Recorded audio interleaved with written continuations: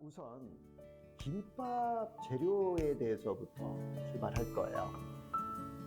우리가 김밥을 만들고 싶어서 이제 김밥 재료를 준비를 해야 되겠죠. 김밥 재료, 자, 선생님이 한번 여기다가 써볼 테니까 한번 보자. 당연히 김밥 만들려면 김이 있어야 될 것이고, 그 다음에 밥도 있어야 되겠죠. 그리고 단무지도 있을 거고요. 그 다음에 또 요즘은 오이도 넣고, 그 다음에 또 뭐가 있을까요? 시금치도 당연히 있어야 되겠네요. 시금치. 그 다음, 자, 보세요. 햄도 있을 거고, 그 다음에 베이컨도 있을 거고, 그 다음에 기타, 우엉, 당근 막 넣죠. 그런데 갑자기 여기다가, 자, 탄수화물, 그 다음에 지방, 단백질, 우엉, 당근. 자, 질문. 여기서 김밥 재료가 맞나? 아닌 것 같은데? 라고 하는 게 몇 개나 있는지 한번 골라보세요. 몇 개 정도 있는 것 같니? 맞아. 뭐하고 뭐하고 뭐? 그렇죠. 김밥 재료 같지는 않아, 얘네들이. 뭔가 좀 이상해.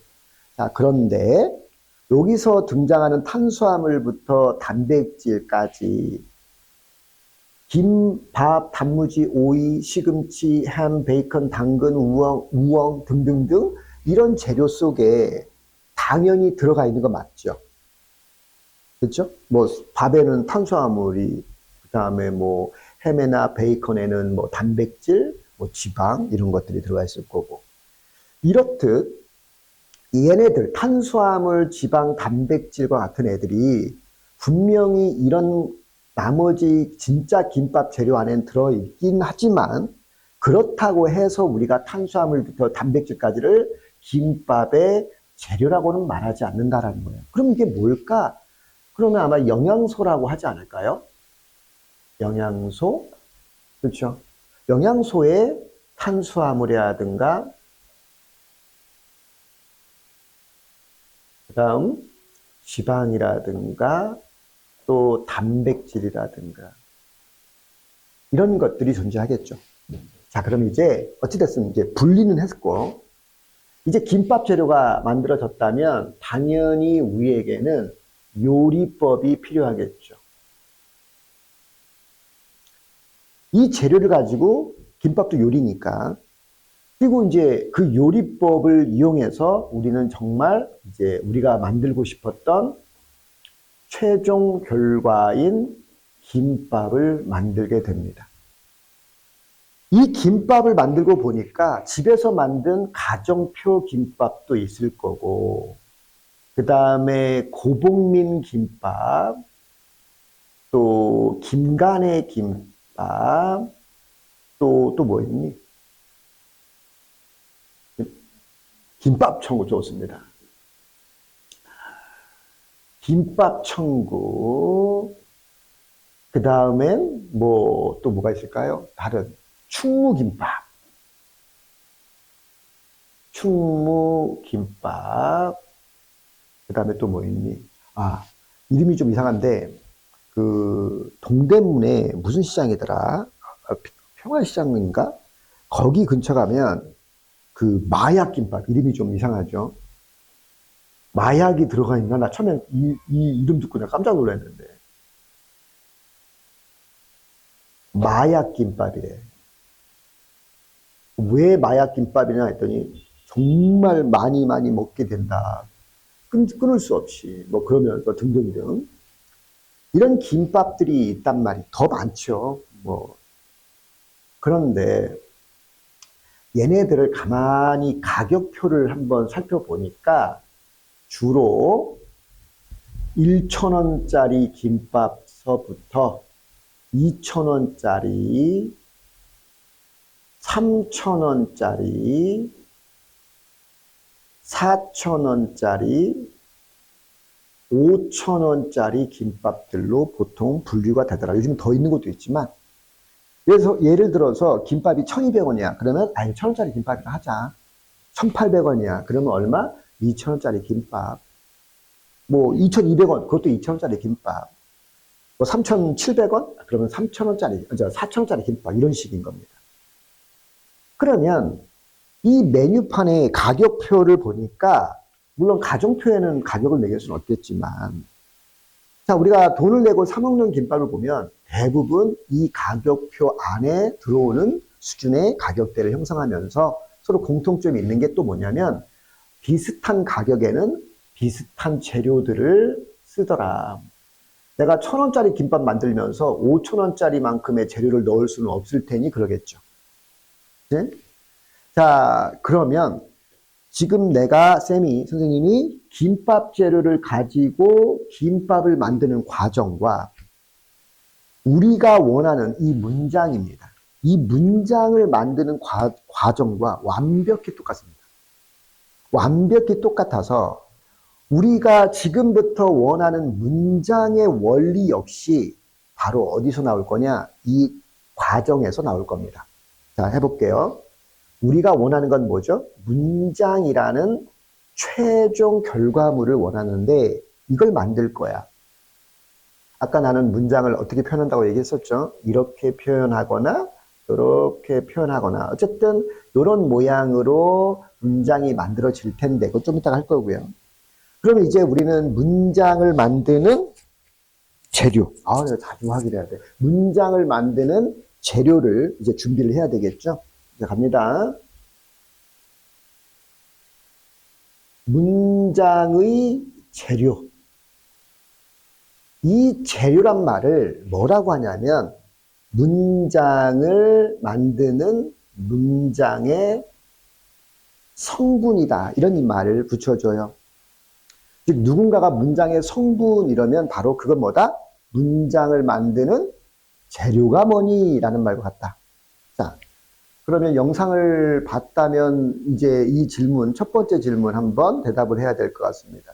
손가락으로 우리 친구들은 항상 얘기해 주거든요. 자, 요 영상을 보시는 분들 자 보세요. 자, 영상을 보고 온 친구예요. 질문 한번 던집니다. 문장의 성분은 몇 가지가 있을까요? 자, 손가락으로 표현합니다. 하나, 둘, 셋 들어볼게요. 볼게요. 영상 안 봤습니다, 이 친구.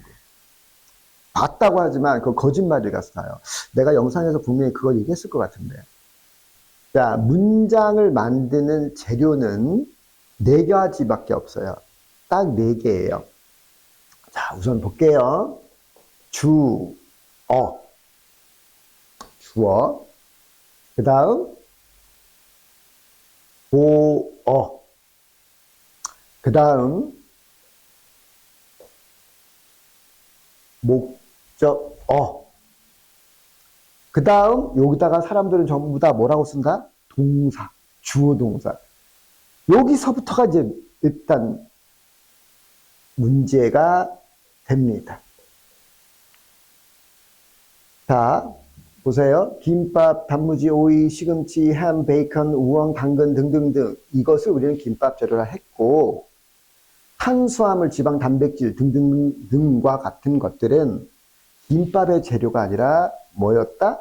영양소의 단위로 한참 더 아래에 있는 그렇죠? 그런 개념이었던 것처럼 이 주어, 보어, 목적어 할 때 우리말로 이렇게 어로 끝난다라고 하는 것은 단어의 개념이 아니라 성분의 개념이었단 말이에요. 그런데 갑자기 누군가가 동사 이러면 이 사는 단어의 개념이에요. 명사, 동사, 형용사, 부사, 전치사, 뭐 관사, 대명사 등등등 이렇게 우리가 팔품사라고 할 때 이 팔품사 끝에 그 사는 뜻을 가진 단어 한 개를 얘기하는 거예요. 그러니까 이렇게 나누는 것 자체가 엉터리다. 여기서부터 잘못된 시작이 바로 이 부분이었다. 그러면 동사라고 하지 않고 뭐라고 합니까? 자, 서술어라고 해야 되겠죠. 그런데 이 부분에서 다양한 이름을 갖다 붙이기 시작합니다. 뭐라더라? 수로동사, 술부, 희한한 일들을 막 갖다 이름을 붙여요. 자, 그거는 자기네들이 생각할 때도 영 이상하거든.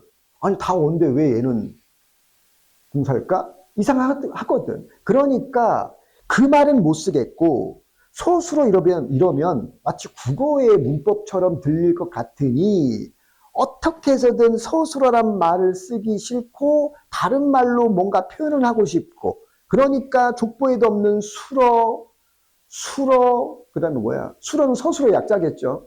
수로라는 말도 간혹가다 선생님들 써요. 그나마 이 선생님은 그나마 나은 거지. 수로.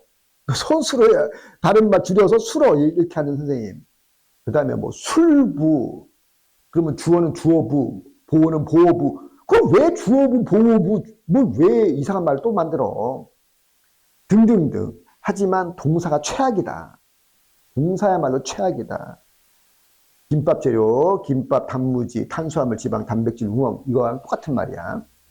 자, 그러면 일단 여기서 요 한 단계 아래에 해당되는 것들이 있어요. 그게 뭐냐? 바로 단어, 즉 품사이었던 겁니다.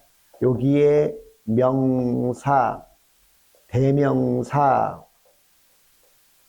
형용사 등등등 하다가 여기에서 뭡니까? 그저 그것 중에 하나가 바로 동사였던 겁니다. 즉 얘네들은 누군가가 이런 식으로 사람 말을 한다라고 하는 것은 결국 그 순간에 그 말을 한 사람은 문장의 성분의 개념으로 말하는 것이 아니라 단어의 개념으로 말을 하고 있었다를 알아야 된다는 겁니다. 자, 그러면 다시 돌아와. 이제 문장을 만드는 재료도 다 준비가 됐어요. 그런데 여기서 우리가 한 가지, 김밥의 재료는 여기 적혀져 있는 것 이외에도 수천 개, 수만 개도 만들어질 수 있습니다. 하지만 문장을 만드는 재료는 어떻습니까? 고작 네 가지밖에 없어. 다시, 문장을 만드는 재료는 고작 네 개밖에 없습니다. 아주 간단해요. 재료가 많지도 않아요. 네 개만 갖고 이용하는 겁니다. 자, 이제 문장을 만드는 재료도 준비가 되었겠다. 이제 그 다음 과정은 뭡니까? 김밥이라고 하는 요리를 만들 때 재료가 있으니까 그 요리법을 이용해서 김밥을 만들었다면 이제 문장을 만드는 재료가 있으니까 우리는 문장을 만드는 법, 그것이 바로 뭡니까? 문법이 되는 거예요. 이제 그 문법까지 그 원리죠. 이걸 이용해서 우리는 내려와야 되네. 수평을 못 맞췄어. 이게 칠판이 낮다 보니까 이게 가늠이 안 되네. 자, 그래서 이 문법을 가지고서 이제 재료 문법을 이용해서 드디어 문장을 만들게 됩니다. 문장을 만들어 보니까 김밥은 이 상표가 어마어마하게 많이 쫙 늘어날 수 있습니다만 문장의 경우에는 자, 이렇게 많지 않습니다. 얘도 자, 보세요. 꼴랑 하나, 둘, 셋, 그리고 자, 요 마지막 하나는 할 수 없이 문장의 모양을 만들어야만 했습니다. 없으니까. 이 네 가지밖에 없는 거예요. 자, 이렇게 점으로 끝나면 우리는 무슨 문? 평서문. 물음표로 끝나면 무슨 문? 의문문. 이렇게 느낌표로 끝나면 우리는 이거를 무슨 문? 감탄문. 그런데 여기에 갑자기 앞에다가 꺽쇠 표시를 한 얘는 그럼 뭡니까? 뭘 것 같니? 평서문, 의문문, 감탄문까지 나왔어. 딱 하나 이제 남았습니다. 뭘까요? 바로 일어나, 문 열어, open the door, 뭐 이런 식, 그치? 전부 다 동사의 원형으로 시작을 하죠. 바로 그런 형태, 즉 명령문인 거예요. 즉 그래서 인간이 영어 문장을 이제 최종적으로 만들고 보면 자, 어떤 문장이든 전부 이 네 가지밖에는 없습니다. 이렇게 많지도 않아요. 그리고 이제 자, 다시 한번 그리고 이제 문장을 만들고 봤더니 이 문장도 이 김밥과 마찬가지로 자, 몇 가지의 분류로 나뉘어지냐면 평서문이든 의문문이든 감탄문이든 명령문이든 상관없이 잘 보세요. 일형식 문장, 그 다음 이형식 문장, 삼형식 문장, 그리고 사형식 문장, 그 다음 몇 형식? 오형식 문장으로 자꾸 보게 됩니다. 이게 녹음이 안 되는 경우가 너무 많아서. 자, 오형식 문장, 이렇게 5가지의 문장으로 형식으로 나뉘어지더라. 다시 한번 평서문도 1형식부터 몇 형식? 5형식. 쓰는 거 잠깐 멈출게요. 의문문도 1형식부터 5형식. 감탄문, 명령문 할 것 없이 모두 1형식부터 5형식으로 분류가 되어지더라. 자, 그럼 다시 돌아와. 여기서 질문 한번 던집니다. 평서문, 의문문, 감탄문, 명령문이 형식이 같다면 여기 있는 재료를 1번 똑같이 사용한다. 형식이 같다면 1번 똑같이 사용한다. 2번 다르게 사용한다. 자, 하나, 둘, 셋, 손가락으로. 자, 이 손가락이 틀리고 맞고에 따라서 우리가 최소한의 문법의 시작이 있었는지 없었는지도 우리 확인할 수가 있어요.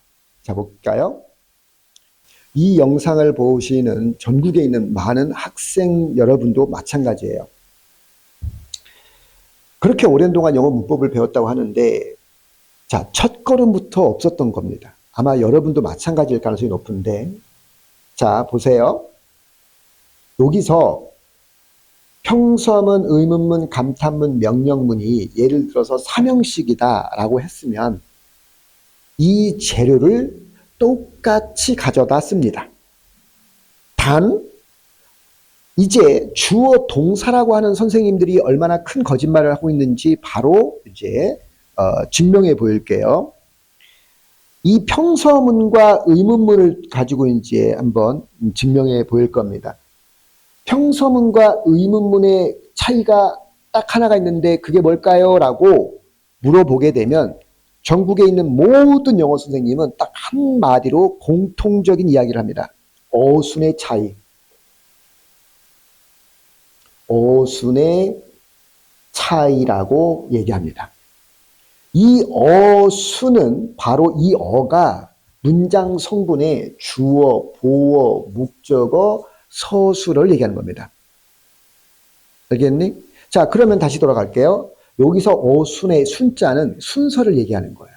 그러면 평서문과 의문문이 어순이 대칭인데 이 어순의 차이란 결국 주어를 먼저 쓰고 나중에 서술어를 먼저 쓸 거냐, 아니면 서술어를 먼저 쓰고 주어를 나중에 쓸 거냐라고 하는 바로 그것을 우리는 어순이라고 부르는 거예요.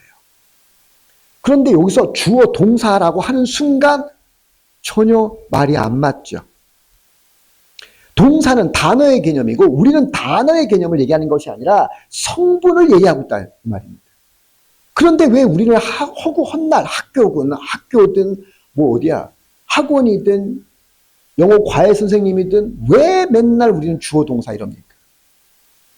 김, 밥, 단무지, 시금치, 탄수화물, 지방, 단백질이 지금 똑같이 김밥의 재료다라고 말하는 것과 전혀 다르지 않다. 이거야말로 바보들의 합창이죠. 바보들이 함께 노래 부르고 있는 겁니다, 지금. 그래서 자, 다시 한번 얘기합니다. 평서문, 의문문, 감탄문, 명령문 중에 유일하게 다른 어수는 의문문 하나입니다. Open the door 이때도 마찬가지예요. 모든 명령문에는 안 보이지만 you, 너가 있는 말이에요. 그래서 주어가 있는 겁니다. 다만 명령문의 표시로서 동사의 원형의 상태로 가장 먼저 출발할 뿐입니다. 이해되겠니? 안 되니? 말로는? 말로 안 돼? 좋아. 돼요? 안 돼요? 자, 좋아요.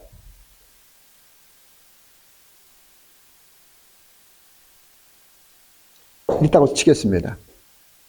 너무 소문자로 썼네. 그러면 여기서 이거 몇 형식일까를 말하는 게 아니라 문장의 성분은 몇 개가 들어가 있습니까? 자, 손가락으로 이 문장에 명령문을 쓴 건데 문장의 성분은 몇 개가 들어가 있습니까? 재료 4개밖에 없는데 자, 몇 개 들어가 있나? 자, 손가락으로 하나, 둘, 셋 들어볼게요. 3개예요. 하나, 2개 더하기. 안 보이지만 이 앞에 뭐가 있다? 그렇죠. 그래서 성분은 몇 개? 3개의 성분으로 구성되어 있고 주어, 서술어, 그 다음 얘가 목적어였던 거예요. 그럼 이 문장은 명령문이면서 몇 형식일까요? 맞아요. 그렇게 3형식이라 그렇게 얘기하는 거예요. 어렵나요? 어렵지 않죠? 자, 그래서 I love you. 이건 평서문이죠. 그렇죠? 얘도 덩어리는 똑같습니다. 하나, 둘, 셋. 이렇듯 형식이 만약 같다면 평서문이든 의문문이든 감탄문이든 명령문이든 어떻다? 전부 똑같은 재료를 사용한다라는 겁니다. 그럼 이제 충분히 이해될 것 같은데요. 자, 그럼 이제 이거 필요 없는 거니까 이 부분을 지우고 다시 자, 완성을 시키러 갑니다. 자, 여기서 우리는 저 재료 4개만 이용하는 겁니다. 4개를 이용해서 1, 2, 3, 4, 5 형식을 만들어내는 거예요. 그러나 이 재료가 여기에 어순의 차이가 있을 뿐이지 형식만 같다면 똑같은 재료를 가져다가 만들어야 되는 거죠. 자, 평서문의 1형식, 의문문의 1형식, 감탄문의 1형식, 명령문의 1형식이라면 같은 재료를 써서 만들어야 됩니다. 그러면 몇 개를 가져다 올까요? 저기 있는 4개의 재료 중에, 성분 중에 몇 개를 가지고 옵니까? 자, 손가락으로 표현합니다. 하나, 둘, 셋 들어볼게요. 2개죠? 그런데 여기다 어순을 정하면 됩니까? 만약에 주어 소수로 이래버리면 평소문만 해당되고 나머지는 안 될 거 아닙니까? 그러니까 우리는 여기다가 표시할 때 순서가 나오면 될까요? 안 될까요? 안 되겠죠. 그래서 순서 없이 쓸 겁니다. 주어, 서술어. 우리가 문장이라고 쓰는 순간 자동으로 순서가 만들어지죠. 맞습니까? 그러나 지금 순서가 없는 상태입니다. 자, 이 형식은 재료를 몇 개 갖다 쓸까요? 자, 몇 개? 하나, 둘, 셋. 자, 3개. 저 주어, 문장이란 말은 주어와 서술어가 없으면 문장은 더 이상 의미가 없어져 버리죠. 왜? 안 되니까. 자, 그러면 보어를 가지고 옵니까? 목적어를 가져올 겁니까? 그죠? 자, 순서가 없으므로 자, 주어 여기다가 쓸까요? 보어, 서술어 이렇게 재료를 한꺼번에 모아둔 겁니다. 그래서 문장을 쓰려면 이 어순에 맞추어서 옆으로 늘려주면 문장이 완성이 되는 겁니다. 그러니까 재료들을 지금 모아두고 있는 상태예요. 순서가 없는 상태죠. 자, 3형식은 당연히 얘도 성분은 3개일 수밖에 없습니다. 여기에 주어를 쓰고 이번에는 여기다가 아무렇게나 이 안에 모여 있으면 되니까 여기에 목적어를 씁니다. 그리고 이제 4형식에 대한 이야기를 할 텐데요. 4형식은 문장의 자, 성분은 총 몇 개가 나올 것 같습니까? 손가락으로. 자, 하나, 둘, 셋. 3개인데 여기서 약간 자, 변형이 만들어집니다.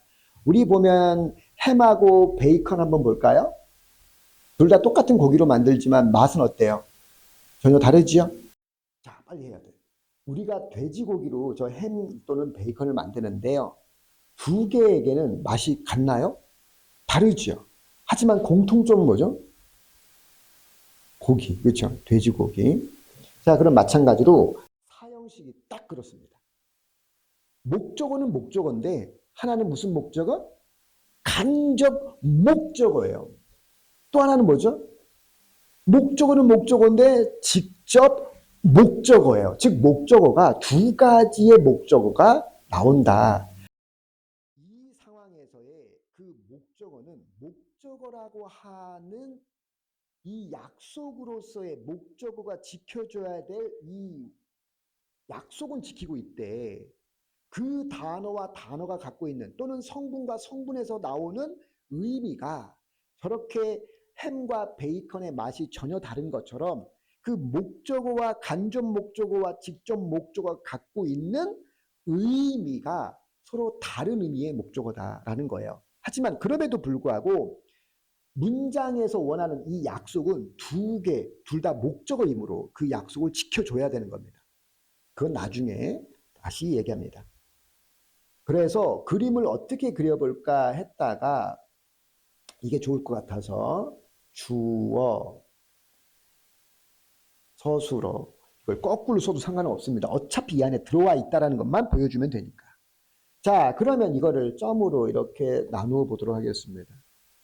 하지만 하나죠. 아직 완벽히 나눠진 건 아니니까.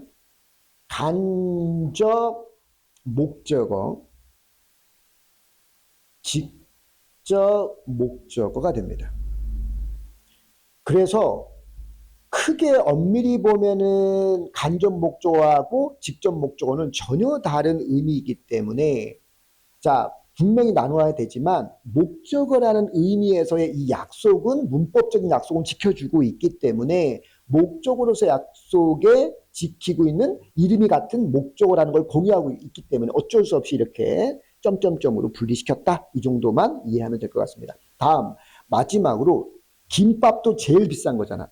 재료를 거의 다 뭐 비싼 거 다 비슷하게 때려 넣었으니까 거기에 걸맞게끔 비싼 가격을 받았던 것처럼 문장에서 형식의 최고봉 5형식짜리 문장이라면 저기 있는 재료 4개밖에 없지만 어떻게 할까요? 다 갖다 쏟아붓죠. 그래서 총 몇 개를 갖다 쓸까요? 맞아요. 역시 순서는 없어야 되겠죠. 내 마음대로의 순서입니다. 어차피 정해진 순서가 아니니까 주어, 서술어, 목적어, 목적격, 보어입니다. 보어. 자, 이렇게 보세요. 김밥이 만들어지면서 메뉴판에 들어가는 이렇게 1,000원짜리 김밥부터 5,000원짜리 김밥이 있듯이 우리가 문장을 만드는 과정 역시 이와 똑같습니다. 우선 문장을 만들 때 문장의 재료가 필요하고요. 그 재료의 역할을 우리가 흔히 말하는 문장의 성분, 그것이 주어, 보어, 목적어, 서술어입니다. 그러나 한 몇 달 전에 어느 네이버에 있는 그 블로그를 보다가 뒤로 진짜 까무러칠 뻔했는데 5가지가 문장의 성분이라고 하신 분이 있어서 깜짝 놀랐는데 그래서 곰곰이 그 블로그를 이렇게 살펴본 바 즉슨 뭐였냐면 수식어 이렇게 붙였더라라는 말이에요. 이게 얼마나 얼토당토 안 하는 슬픈 이야기냐면 수식어 할 때 이 끝에 어가 있었고 그리고 얘네들이 문장의 주어나 보어나 목적어라는 그 성분 속에서 얘네들이 나중에 다 움직여요. 포함되어 오거든요. 그러니까 이 선생님 머릿속에서는 이거를 따로 분리하자 이랬던 모양 같습니다. 이건 정말 잘못된 정보예요. 이게 다시 설명을 좀 드려보면 이런 겁니다. 문장의 재료, 그것이 우리가 문장의 성분이라고 하면 그게 무슨 말이냐면 평서문이든 의문문이든 감탄문이든 명령문이든 문장이라고 만들고 보면 그 모든 문장은 1형식부터 5형식까지를 만들어낼 수가 있거든요. 그러면 그 1형식부터 5형식 속에서 각 형식마다 쓰이는 재료가 있어요. 이 재료가 1형식 주어 서술어, 2형식은 뭐 주어 서술어 보어 등등등 이렇게 나와 있을 때 여기에 있는 재료를 다 모아 보면 간접 목적어든 직접 목적어든 목적어니까 여기다가 목적어라고 했고 주격 보어든 목적격 보어든 보어니까 보어라고 놔둔 거고요. 그리고 나머지 성분들이야 그냥 주어와 서술어 그대로 써준 거예요. 그래서 이거를 우리가 문장의 성분이라고 했던 건데, 느닷없이 무슨 수식어? 그러면 연결어도 그러면 어가 붙었으니까 그럼 문장 성분이라고 하겠다라는 건지 묻고 싶고. 그래서 이런 잘못된 정보가 아무렇지 않게 그 인터넷의 푸시 방식으로, 그러니까 일방적으로 잘못된 정보가 마구마구 쏟아지고 있는 이런 상황 속에서 자, 정말 두렵다, 무섭다 이런 생각을 안 할 수가 없습니다. 자, 그래서 행여나 문장 성분의 무슨 수식어 이런 이야기를 해서는 절대로 결단코 안 됩니다. 그래서 혹시라도 이 영상을 보시는 만약에 그 선생님이 계신다면 지금이라도 빨리 그 게시글 내려주시기 바랍니다. 다음. 그래서 여기까지 중에 어느 한 부분이 설명이 안 된 부분이 하나가 있어요. 어딜까요? 쫙 보세요. 어디에 설명이 안 돼 있습니까? 자, 문장 관련해서 어디에서 설명이 안 되고 있나요? 맞아요. 바로 이 자리에 그 어떤 설명도 이루어지고 있지 않아요. 재료가 있으면 이제 요리도 마찬가지로 요리법마다 사람마다 다 달라질 거 아닙니까? 그러면 재료를 가지고 이 문법이라는 약속이 있을 거예요. 이게 바로 약속입니다.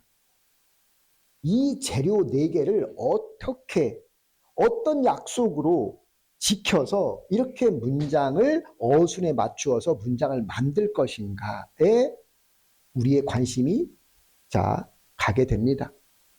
그러면 이 문법에 대해서 지금부터 이 화면, 이 칠판을 지운 다음부터는 도대체 이 모든 문장이 이 문법의 약속을 지키고 있을 것인데 그것이 과연 무엇일까?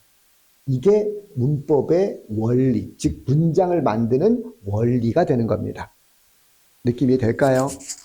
그래서 우리 일경 더하기 일경이 이경이라고 말할 수 있었던 이유는 짧은 순간에, 빛보다 빠른 순간에 그 원숭이에게서 보면 있어서는 신의 숫자를 그렇게 아무렇지 않게 계산할 수 있는 이유는 바로 덧셈, 뺄셈, 곱셈, 나눗셈 이 사칙 연산의 의미를, 원리를 알고 있기 때문에 가능한 것처럼 우리가 어떤 문장을 보든 그 모든 문장은 이 약속을 지키고 있을 것이므로 그래서 우리는 그 문장의 옳고 그름 또는 그것을 이용해서 자기가 쓰고 싶은 대로 얼마든지 완벽한 문장을 구사하고 쓸 수 있는 이유가 바로 이 문법이란 약속을 알기 때문이다 라는 겁니다. 이해 될까요? 자, 필기합니다. 자, 그러면 이제 우리가 해야 될 일은 이제 아주 명확합니다. 이 약속을 배우러 가면 될 텐데 그러기 앞서서 앞으로 우리가 문법을 배울 때 말이야 4가지 유형의 문장의 모습이 있다고 하잖니? 종류가 있다고 하잖아. 모습은 2가지. 선생님이 이제 직접 선생님이 만들어낸 기호죠. 물결이 없는 건 아니죠. 물결은 누구나 그릴 수 있는 거야. 하지만 이 물결과 이 타원형의 모양을 통해서 어떻게 이 문장을 풀어갈 건지는 나 밖에는 없기 때문에 선생님들이 뭔가 학생들에게 설명하실 때 누구나 이 기호를 쓰셔도 된다라고 말씀드리고 싶고요. 대신에 앞으로 이 너튜브 이 채널을 통해서 세상에 아직 존재하지 않는 다양한 문법적인 설명들을 계속 할 텐데 그거만큼은 꼭 좀 출처 뭐 이런 부분들은 좀 밝혀주셨으면 좋겠습니다. 뭐 이거는 기록으로 남겨질 것이기 때문에 그 정도는 해주실 거라고 믿고요. 자, 그리고 모든 선생님들이 저와 똑같은 생각을 하시라는 건 아닙니다.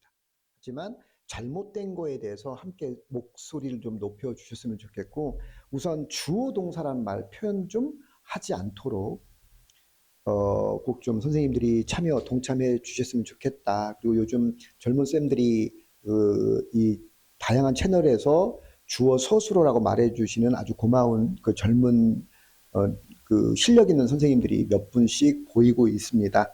그래서 그런 선생님들에게 저는 이제 더 지원 사격을 하는 입장이 될 거다라고 말씀드리고 싶고요. 자, 계속하겠습니다.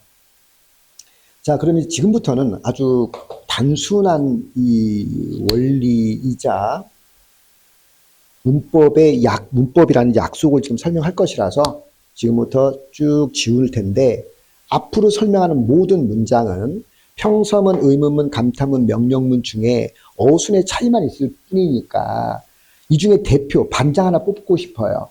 자, 평서문, 의문문, 감탄문, 명령문 중에 누구를 반장으로 맡기고 싶니? 맞아요. 누가 뭐래도 평서문, 그야말로 평이한 순서예요. 그 평이한 순서가 뭐냐? 주어, 서술어예요.